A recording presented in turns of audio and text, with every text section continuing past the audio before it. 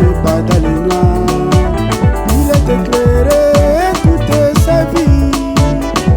Jésus est la lumière du monde. Chantons. Jésus est la lumière du monde.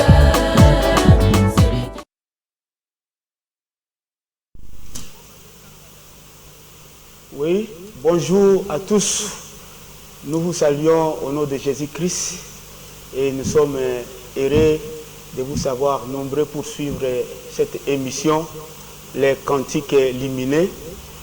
Cette émission que nous présentons chaque samedi en direct sur la RTP. Nous sommes aujourd'hui samedi 7 octobre 2023 et nous bénissons le Seigneur qui nous a gardés, qui nous a protégés et qui a voulu que nous soyons ici pour que nous puissions nous retrouver dans cette émission. Je vous salue de partout où vous nous suivez, dans vos maisons, dans vos salons, partout, que le Seigneur de gloire vous bénisse. Topesi bino sombote kolo na biso azalokumu pona mokola lelo nzamba bateli biso pe abongisi ke tokutana awa na cadre ya émission na biso les cantiques lumineux. Émission oyo to yembaka baloyembo, émission oyo to teyaka, émission oyo pe to yebaka ko bondela. Alors ba numéro na biso ezali wana olingi okomela biso okomeli biso ozana préoccupation okomeli biso et nous sommes aussi en direct sur WhatsApp na numéro na biso ezali wana. Frère de la Croix, bonjour. Comment tu vas? Ok, nzambe pe apambola yo. Un mot, moi mbote bande kubele ba olanda biso bipai na bipai. Topesi mbote pa bande nyonso yo. Apesi biso honneur na tongo lelo ya kolanda biso na tranche na biso les cantiques lumineux tika nkolo biso abongela bino na banda kuna. Voilà, merci mingi kolo azwa lokumu. Le but émission na biso et le kaka chaque samedi sur RTP en direct Nangunga ya 9h05 et la rediffusion c'est chaque samedi, plutôt chaque mercredi Nangunga ya 19h. Merci mingi. Le but que émission les cantiques éliminés normalement toya kande koyemba. Toya kande koyemba. Zo kande koyemba wana toya koyemba lo yembo ezalaka pe liteya. Toyemba ka pe lo yembo pe lo yembo comme un chant destiné pour la gloire de Dieu. Pour ça on dit ma véritable lo yembo ça inde liteya. Liteya ezali lo yembo et puis ba chant na biso pe ezali pe lo yembo yo toyemba ka po ete nzambe na biso azwa lokumu. Lelo nous voulons parler un petit peu sur l'image et la ressemblance. Image et la ressemblance. Voilà, j'invite les bien-aimés frères de la Croix. Il va nous lire la Bible dans le livre de Genèse. Nous lisons Genèse chapitre 1, le verset 26. On lit au nom de Jésus-Christ. Amen. Puis Dieu dit, faisons l'homme à notre image, selon notre ressemblance, et qui domine sur les poissons de la mer, sur les oiseaux du ciel, sur les bétails, sur toute la terre, et sur tous les reptiles qui rampent sur la terre. Voilà. Dieu dit, faisons l'homme à notre image, et selon notre ressemblance. Ça, c'est Dieu qui le dit. Et quand nous lisons, Dieu le met dans le Seigneur, nous devons avoir la compréhension, la lumière. Parce que la Bible le bien était le peuple qui marche sans révélation, c'est un peuple qui marche sans feu. Mais comme on a révélé, c'est la révélation. Alors, quand nous avons dit que faisons l'homme à notre image, il dit que quand Dieu a créé l'homme, il dit que Banzambe Bazali est belé, Nzambe na biso mokeli na banzambe mususu de babandako qui est la moto na image ya bango nzambe. Non, c'est pas ça. En réalité, bien aimé, nous n'avons qu'un seul Dieu. C'est lui qui a créé les cieux, la terre et tout ce qui s'y trouve. Alors, quand Dieu dit faisons l'homme à notre image, en réalité, Nzambe azalaki ye moko, kasi azalaki pe na ba tribu na ye. Ba tribu ya Nzambe lelo, et ce sont les 5 ministères, ou bien ce sont les 5 ministres de Dieu. Puisque Nzambe tango akeli muto, ba tribu wana Nzambe azalaki pembeni na ye wana. Voilà pourquoi il a dit que faisons l'homme à notre image.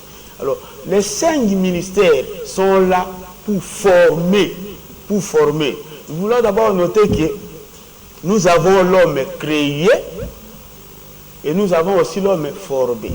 L'homme créé, wana tozomona moto nyonso ekela nyonso ya bomwa. Moto nyonso azali na bomwa yo akelama azali homme créé par Dieu. Même les magiciens, même les sorciers, même les méchants, même les justes, les serviteurs de Dieu, tout le monde, tout être humain, azali homme créé. Alors, si on a homme formé, si on a une particularité. Puis c'est un moment que formons l'homme à notre image et selon notre ressemblance. Donc, quand on a image, on a ressemblance, on a conformité. C'est-à-dire en conformité avec Dieu. C'est-à-dire en conformité avec la parole de Dieu. C'est-à-dire en conformité avec l'évangile. Nous avons établir les 5 ministères, ou bien les 5 ministres, nous avons les apôtres, nous avons les docteurs, nous avons les prophètes, nous avons les évangélistes, nous avons aussi les pasteurs. Ce sont les 5 attributs de Dieu. Bien aimé, tant que la Bible est Éphésiens chapitre 4, aussi verset 5, tout le monde a les 5 attributs de Nzambe. Éphésiens chapitre 4, le verset 11. À 12. Oui. Et il a donné les uns comme apôtres, les autres comme prophètes plutôt, les autres comme évangélistes, les autres comme pasteurs et docteurs. Voilà. Il a donné les uns. Verset 12. Verset 12. Pour le perfectionnement des saints en vie de l'œuvre du ministère et de l'édification du corps de Christ. Voilà. Il a donné les saints, les uns comme apôtres. Ce que tant monté au ciel, il a émené les captifs. Tant que Jésus Christ a été et il a fait les dons aux hommes. Les captifs là dont on parle ici, ce sont les 5 ministères, ce sont les 5 attributs de Dieu. Nous avons les apôtres, nous avons les prophètes, nous avons les évangélistes, nous avons les pasteurs, nous avons aussi les docteurs. Voilà, ce sont les 5 ministres, les 5 ministères, ce sont les 5 attributs avec lesquels Dieu est en train de former l'homme. Nous avons formé Moutou dans Nzela ya Mateya.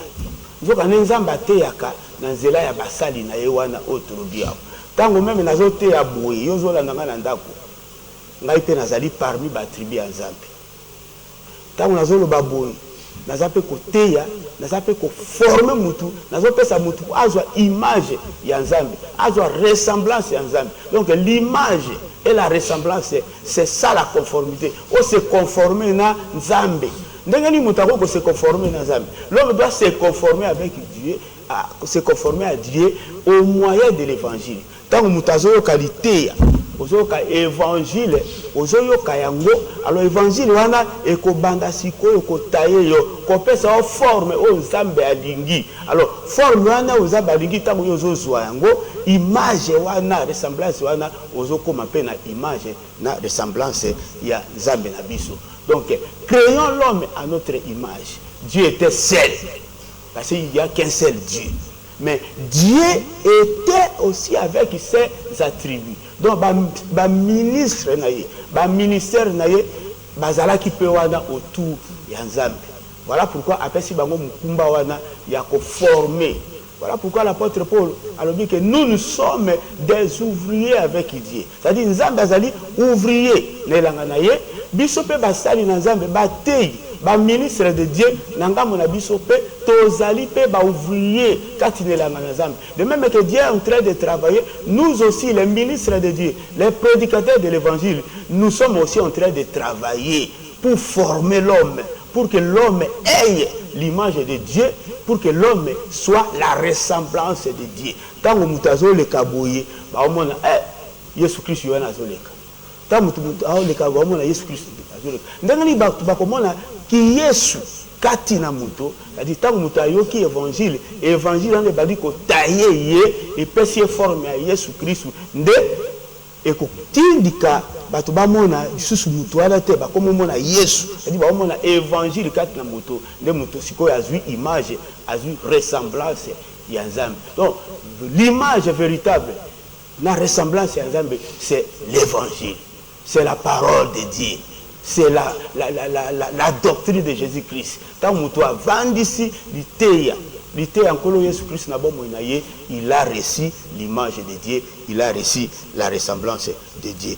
Frère bien-aimé de la croix, Okoyiko Bakisela Biso, verset Mususu, to compléter na ototi koyoka awa, nous lisons la Bible, nous sommes dans le livre de Romains chapitre 8, verset 29, pour compléter ce que nous venons de lire ici, l'image et la ressemblance. Romains chapitre 8, verset 29. Amen. Car ce qu'il a connu d'avance, il les a aussi prédestinés à être semblables à l'image de son Fils, afin que son Fils fût le premier né entre plusieurs frères. Gloire à Jésus-Christ. Car ce qu'il a connu d'avance, il les a appelés. Et ce qu'il a appelé, il les a aussi prédestinés à être semblables à l'image de son Fils. Voilà.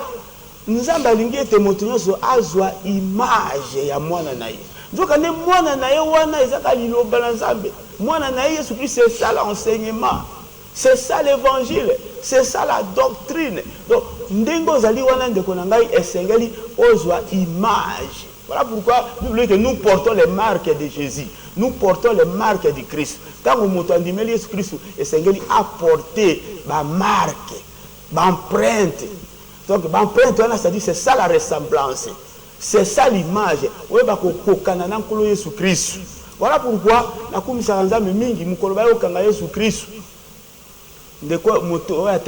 Christ.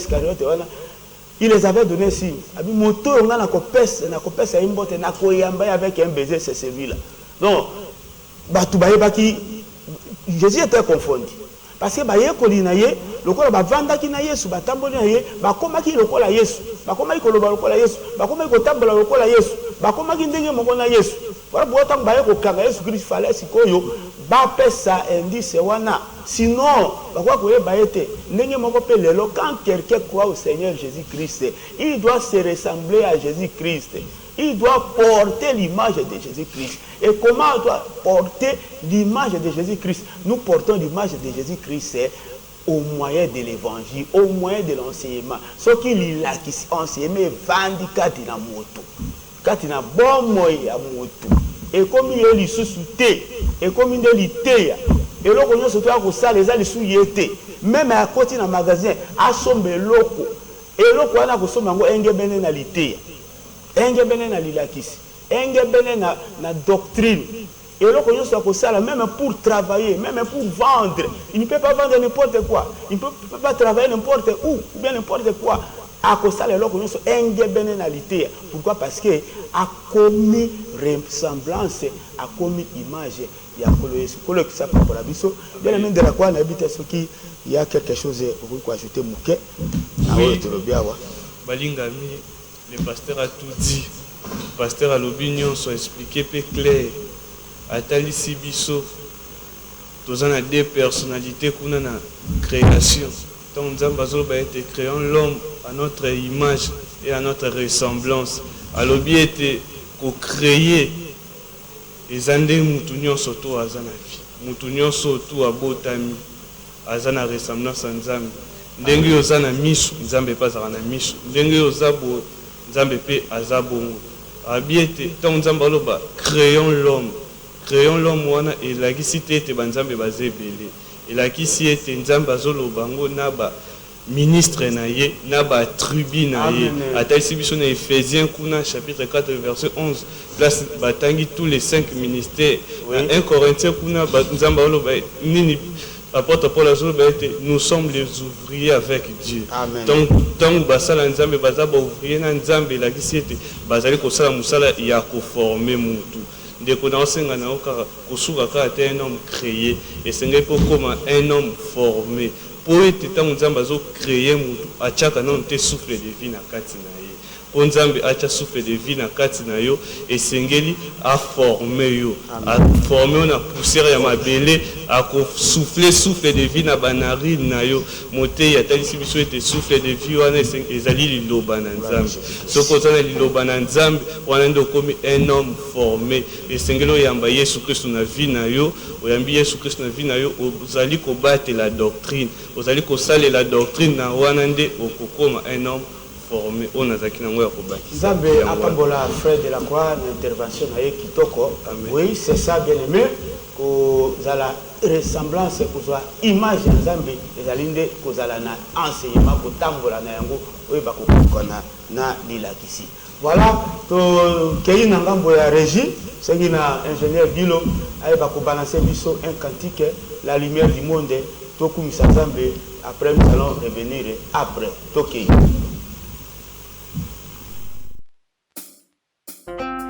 Je suis le chemin, la vérité et la vie. Nul ne vient au Père que par moi. Parole de Jésus-Christ.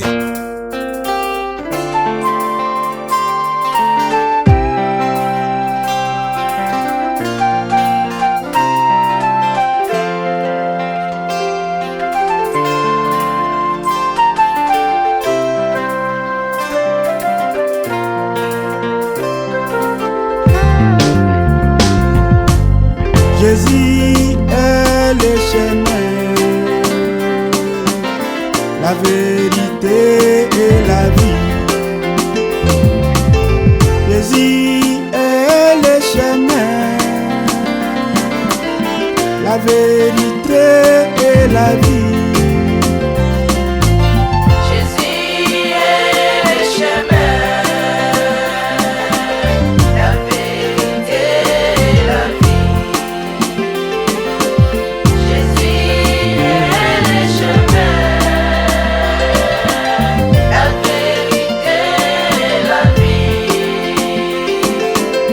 Il s'est livré lui-même à Dieu comme une offrande et un sacrifice. Il s'est livré lui-même à Dieu comme une offrande et un sacrifice. Jésus est le chemin, la vérité et la vie. Jésus est le chemin, la vérité et la vie. Ce qui subsistait contre nous, il a détruit à la croix. Ce qui subsistait contre nous, il a détruit à la croix. Jésus est le chemin, la vérité et la vie. Jésus est le chemin, la vérité et la vie. Les hommes m'ont rejeté, mais Jésus m'a ramassé. Les hommes m'ont rejeté, mais Jésus m'a ramassé. Jésus est le chemin, Le vrai chemin, la vérité et la vie. il est la vie. Jésus est le chemin, la vérité et la vie.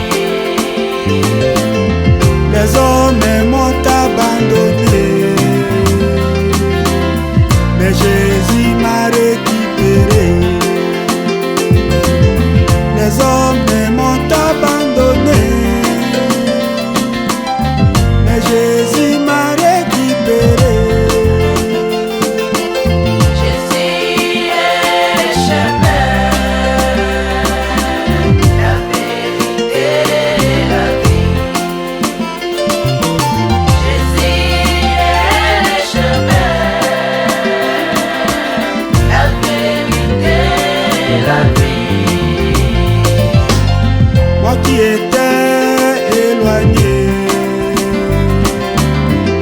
Christ m'a rapproché. Moi qui étais éloigné, Christ m'a rapproché.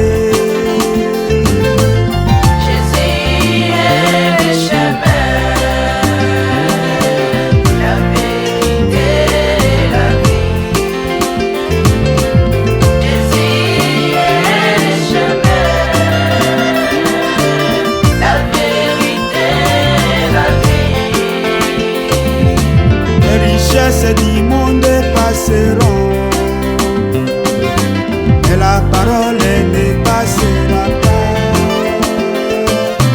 Les richesses du monde passeront, mais la parole ne passera pas.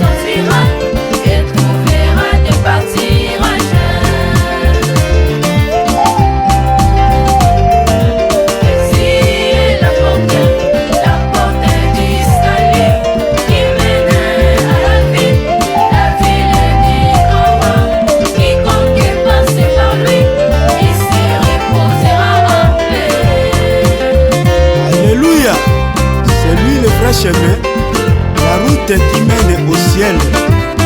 Alléluia, Hosanna.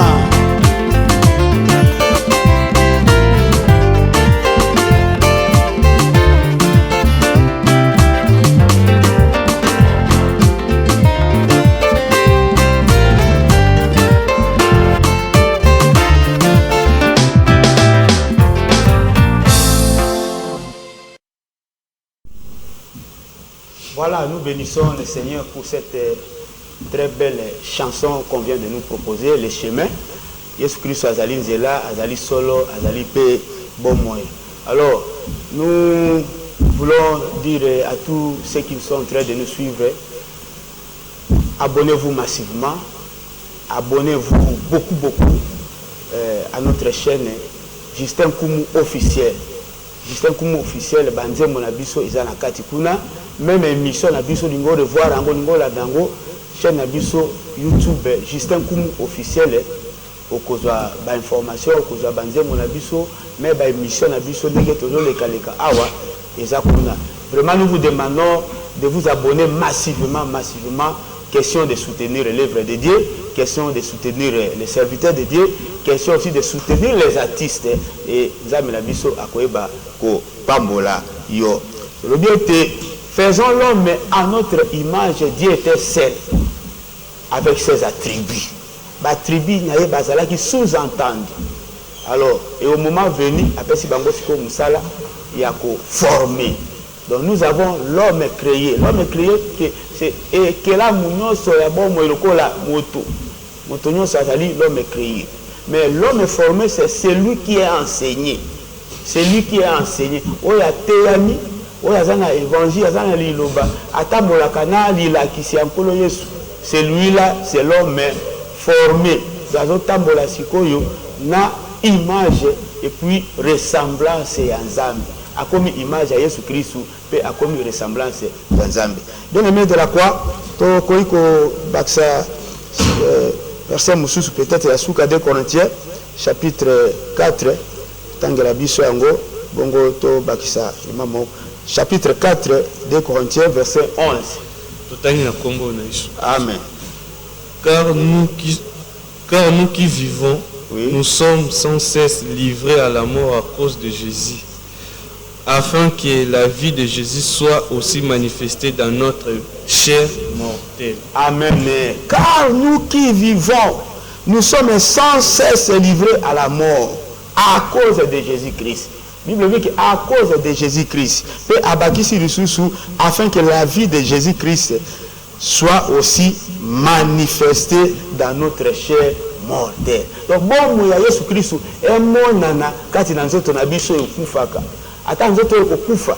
Nous autres kufa kasi. Avec kufa, c'est que bon, il y a Jésus-Christ, et mon nana, quand il y a abisso. Bon, il y a Jésus-Christ, c'est ça l'image de Jésus-Christ. C'est ça la ressemblance de Jésus-Christ. Donc, quand bon, il y a Jésus-Christ, ils ont dit l'idée encore Jésus-Christ. Doctrine na ye emona na kati na biso ata ko nzoto ko kufa mais tant que tambola nous devons manifester cette vie là, cette vie de Jésus-Christ. Voilà pourquoi c'est pas pour dire ba benga biso ba Christ.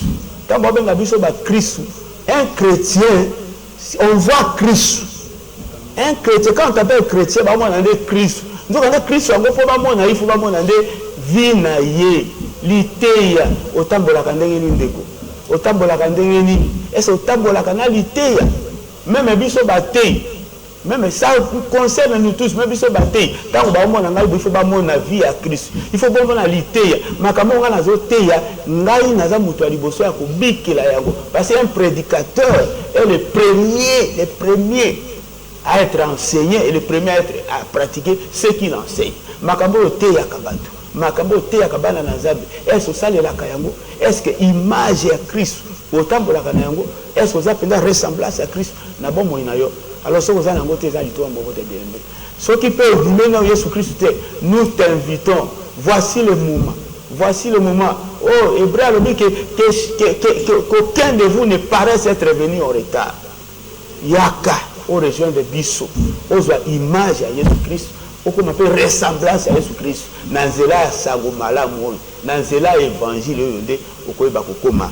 image ya kolo Jésus-Christ tikanzambe apambola biso voilà tozongi biso na ngambo ya régie tozozwa nzembo mosusu babalancele biso nzembo mosusu pe tolobiete émission cantique lumineux nous prêchons et nous chantons aussi les cantiques quand bien même prédication le peut être d'autres appels à cantique mais tokumisaka penza mepe na ba chanson na biso okoti na page Facebook na biso groupe lumineux okoti pe na chaîne YouTube na biso Justin Kumu officiel banze moyonso la émission na biso zali wana abonnez-vous nzambe na biso akoyeba ko pambola bino tozoki na ngambo ya régie baba na se biso cantique mususu nous allons revenir puis to continuer pe to kende ko conclure kolo apambola biso.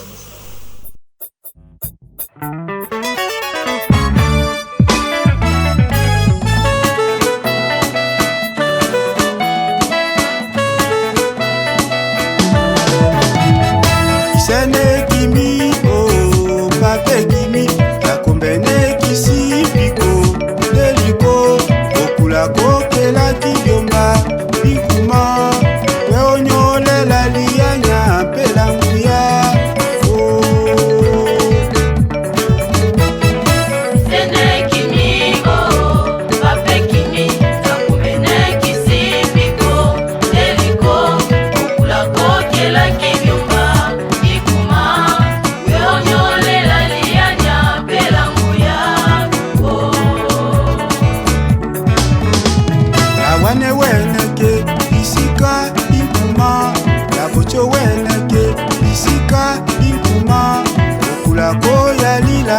sambo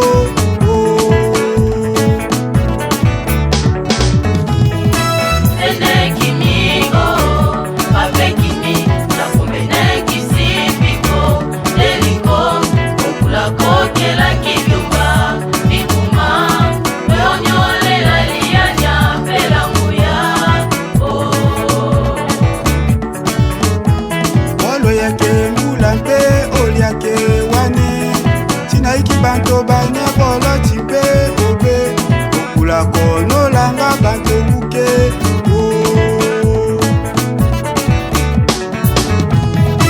Sene kimi o pape kimi takumene kisi piko deliko okula kokela kibyumba bikuma weonyole la lianya pelanguya Tinga kisi penga balokei zakomba isekimi auti byonge bikimi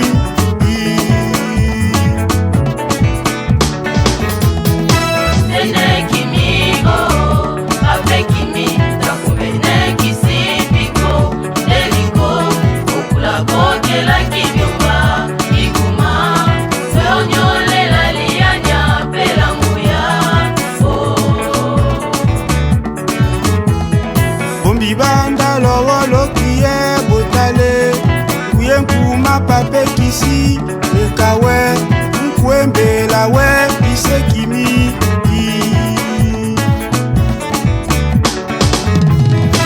Sene kimigo pape kimi nakumene kisi biko eliko kukula koke la kibyomba bikuma weonyole la lianya pelanguya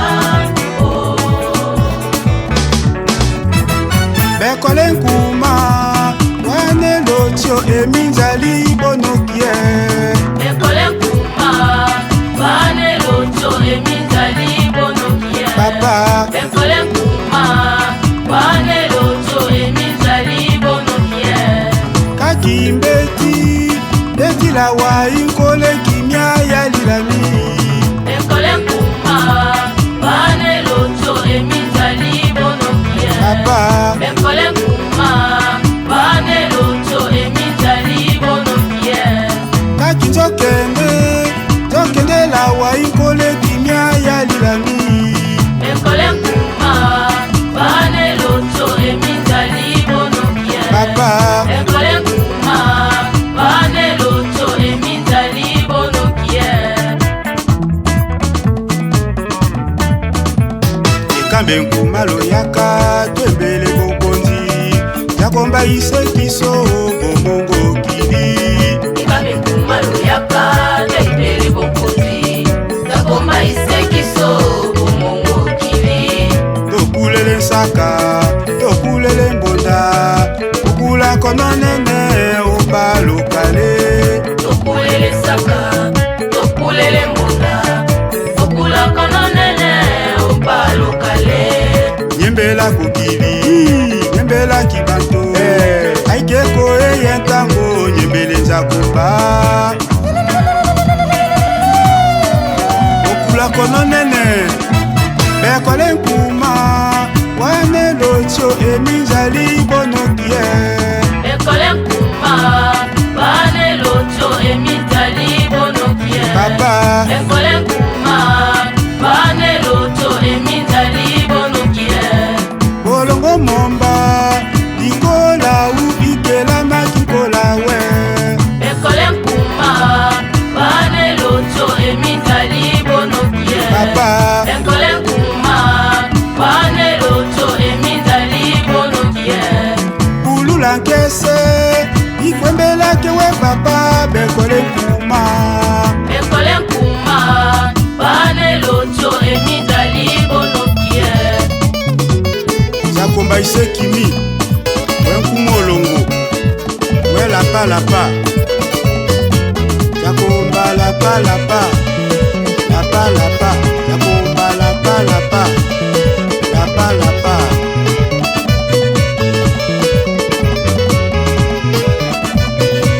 zakomba lapalapa lapalapa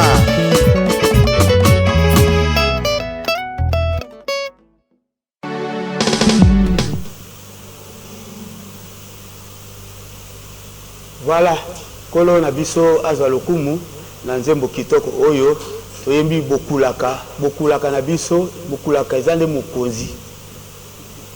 mokonzi toka nde mokonzi na biso ezali ne nzambe oyo asalaka likolo na se oyo asalaka biso asalaka biloko nyonso tomonaka na oyo tomonaka te elobi eke na moi amonaka bisika nyonso na butu amonaka bisika nyonso eloko ate batami wapi nzambe na biso amonaka etolobi so eke na butu na moi ngai nazali pe na kozalaka mwana na nzambe tolobi so ete toyembelaka mokili toyembelaka bato toyembelaka biloko toyembelaka bakonzi me lelo sikoyo ekomi tango ya koyembela nkolo na biso Yesu Kristu tosalelaka mokili To salelaka bato sikoyo ekomi ntango ya kosalela Nzambe.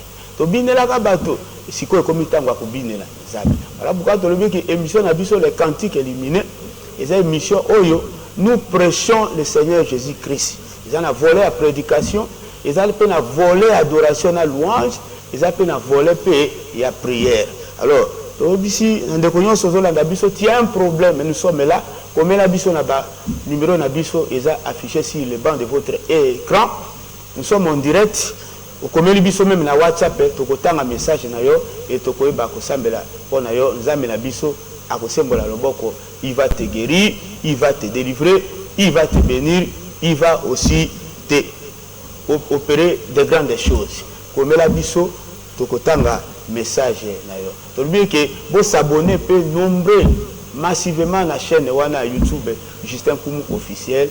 Question aussi de soutenir Moussala Nzambe, question aussi de soutenir pe biso basali na Nzambe, biso pe bayembi na nkolo. Alors, l'image et la ressemblance de Jésus-Christ. Cette image-là n'est rien autre que la parole de Dieu. N'est rien autre que l'enseignement de Jésus-Christ. Alors, vu qu'un homme créé est différent d'un homme formé. D'abord, tout homme formé est homme créé. Mais tout homme créé n'est pas homme formé. Les gens ont bazali créé, mais ils ne sont pas formés. Ils ne sont pas formés. Il a été créé par Dieu. Mais ayambilité, ayambi samumalamuté, ayambi évangilité. Comme si a quelque koufa kaka bongo. Cet homme-là a été créé, mais il n'a pas été formé. Mais tandis qu'un homme formé, il est d'abord créé. Pour un créatif ensemble. Ensuite, il a été formé. Alors, formé par qui? Par Dieu, au travers des 5 ministères, les 5 ministres de Dieu. Parce qu'un homme formé, azali moto ya teyami, ateyami nanani, nanzela ya misapi mitano ya nkolo Yesu Kristo. Misapi mitano ya Nzambe. Les 5 ministres de Dieu, ou bien les 5 ministères, si vous voulez. Et en fait, on dit qu'un homme créé est différent d'un homme formé. On dit que les hommes ont besoin d'un bateau formé. C'est-à-dire que le bateau teyami sango malamu. Bateau ba otambola selon le trait de ce monde. Mais bateau ba otambola selon l'évangile, selon l'ilakisi. Na ebite ndengo tambola kandeko. Otambola kandenge ni. Est-ce otambola kana évangile? Yamba nkolo Yesu Christ na bomo inayo. Tika tenzami na biso ba ko former yo. Comme il t'a créé, azape na besoin pour la paix former. Okozala former na nzela ya mateya, na nzela ya balakisi, na nzela ya ba ntoma na ye, na nzela ya basali na Nzambe. Tango bazo teya liloba wana ezo ko taye yo, ezo former yo mutazalaki moyibi tango aye. Ayoki liteya moyibi esi.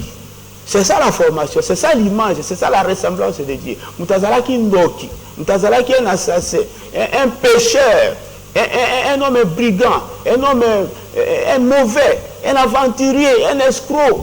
Mutazalaki le coûtait un impudique. Quand il vient dans le Seigneur, aïe aïe qu'il était, tant que bazo té l'ité, l'ité des ongola, les ongola salité, les ongola bosoto, les opoke, article azasiko image yanzambi. Comme un peu ressemblance à Colonne Abisso Esprit. Tant que vous avez les voilà pourquoi même Antioche. Antioche, bah benga qui bat liboso, bah chrétien Antioche. C'est autant que bah moni bango, bah changer. Bah moni makambo Yesu Christ. Ça m'a malade Yesu Christ de côté kat na bango, bah s'imprégner na yango. Voilà, ils étaient alors appelés des chrétiens, des chrétiens. Si quand kolo apambola biso. Alors tolingi to le cas na kosambe la zambe. Ozana ndako, ozana motungisi, même na nzoto, ozana likambo ezotungisa yo tia kondima. Tia kondima. Tia kondima na losambo, tia kondima. Tala ekulusu. Tala le serpent de au véritable serpent de reste, c'est le Seigneur Jésus-Christ. Ndenge kaka tango bato nyoka, ba nyoke swaki bango des serpents brillants, ba tala ki le serpent de rewana et ils étaient guéris. Aujourd'hui le serpent de re qui est élevé, c'est le Seigneur Jésus-Christ. Tango zo tala miso no tombolo zo tala ye nanzela lo sambo yo kolo na bisa kangola yo kolo na bisa ko bikisa yo oza malade simba ka sika ozo bela oza na problème tala miso no tala kulusu miso no tala nkolo siku nanzela lo sambo yo tozo sambela pona yo ezami na biso akoleka ko kangola pe ko bikisa yo to sambeli Kolo nzambe na biso sembola loboko na yo yo yebi bato oyebi mitema ya bato oyebi ba problème ya bato tala ndeko azolanda biso il est à la maison il est malade sembola loboko na yo kangola ebikisa na kombo na Yesu Masia na pambeli maladi wana mpepe ya maladi wana maladi le tungisi ye ebima na kombo na Yesu Kristo ekene musika na kombo na Yesu Kristo milimo mabeza ko tungisa ye ebima ekene na kombo na Yesu Kristo enterrement babongisa ki likolo na ye accident babongisa likolo na ye na nile yango na kombo da Yesu Kristo sembola loboko na yo. Il a un problème de voyage, il a un problème d'argent, il a un problème ya libala ya kobota na kombo na Yesu Kristo loboko na yo sembolama intervention na yo nzambe kota pesa ekimia pesa solution pesa yano na likambo na ye na kombo na Yesu Masia onyo sazo landa ngai quel que soit son problème, quelle que soit sa difficulté, quelle que soit sa maladie, na kombo na Yesu Kristo na déclarer miracle, miracle localisé yo, miracle côté la yo, solution côté la yo, bénédiction côté la yo, na kombo na Yesu Masia. Sembola loboko na yo papa, sala mimoni sans zambe afin que le kume ba kozonga epai na yo. Pesa kimia na moto nyonso azangi kimia. Même ba bazana ba hôpitaux. Azui golu ya kona na biso na tago sembola loboko na nzambe malade yo bima bimisa ye kangola bikisa ye na kombo na Yesu Kristo. Amen hein. Tobete nous amena biso moboko. Gloire à Jésus, gloire à Jésus, gloire à Jésus, gloire à Jésus. Oui, voilà bien aimé dans le Seigneur. Toujours que de malembe na suka ya émission na biso parce que n'oublions pas la télévision ici c'est le temps. C'est le temps. C'est le temps. Soutenez cette émission. Soutenez cette œuvre na ba moyens so nzamba kotia yo na lo sambo na yo même avec un moyen matériel même avec un moyen financier nzambe na biso akotika te akoyeba ko pambola yo akopambola cette source là ya provenance ya soutien na mosala na ye. Alors bien aimé dans le Seigneur de lobby nous allons conclure du thé à nabiso nous avons parlé sur l'image et la ressemblance.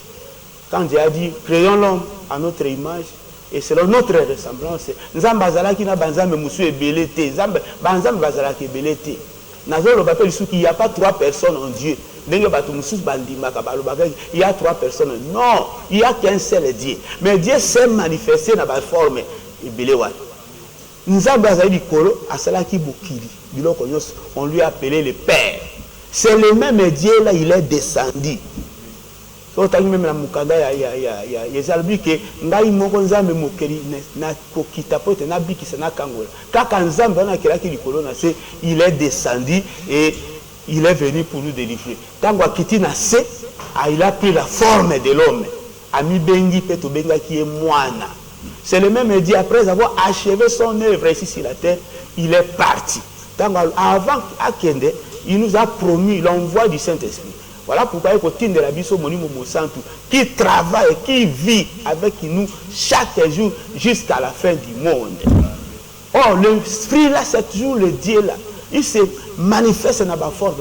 Mais quand à Kolobake, il y a trois personnes en Dieu, il n'y a pas trois personnes en Dieu. Il n'y a qu'un seul Dieu qui a créé et le ciel et la terre et toutes les choses qui existent. Alors, Nzambe wana tango aiko kokela mokili azalaki ta ye moko mais ba tribu na ye ba ministre na ye ba ministère qu'il a institué bazalaki pe sous-entendu lelo Nzambe azo former moto na nzela ya batei na nzela ba ministre na ye au travers les enseignements tango bazo te formation de yangwana lelo tokolo ba pe former l'homme c'est enseigner l'homme former l'homme mais c'est prêcher l'homme.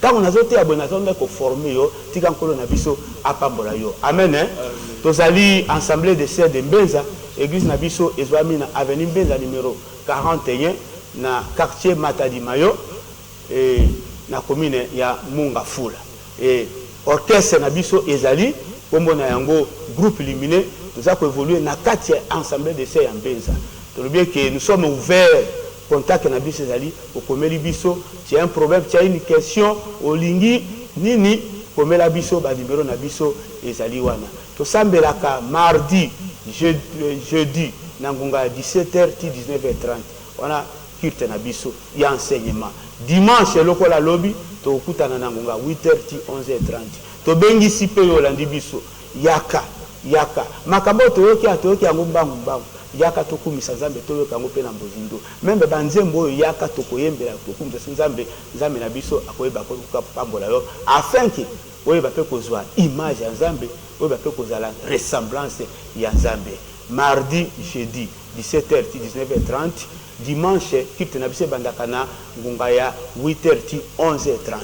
Apesi mbote na bande kunyoso balandi biso bipai na bipai basantu nyonso ya mbeza nzamba pambola bino basala nzambe à travers le monde, à travers Kinshasa nzamba pambola biso apambola bino ba collègue nanga de service ba collègue ya DGRAD ya DGI ya DGD nzamba pambola bino ndako na ngai mama Karine na bana na pesi mbote na mwana ngai Boline mwana ngai Frigi mwana ngai Lampete na pesi mbote na batu nyonso mwana ngai Credile nzamba pambola bino na pesi bino tika tezambe na biso azwa lokumu amen et na même pote ce que dali une ou deux personnes aussi ici ngape na pesi mbote pa bande kunyoso ba biso na tongo lelo to pesi mbote ne tonga na biso ba basantu nyonso tuna mokumba plus particulièrement basantu ya mbenza to pesi mbote na ngai epa ya ba collègue na ngai nyonso to ya groupe cantique des cantiques. OK tika nzambe na biso azwa lokumu. Et rediffusion émission mercredi na ngonga ya 19h. Tokutami prochainement. Bye.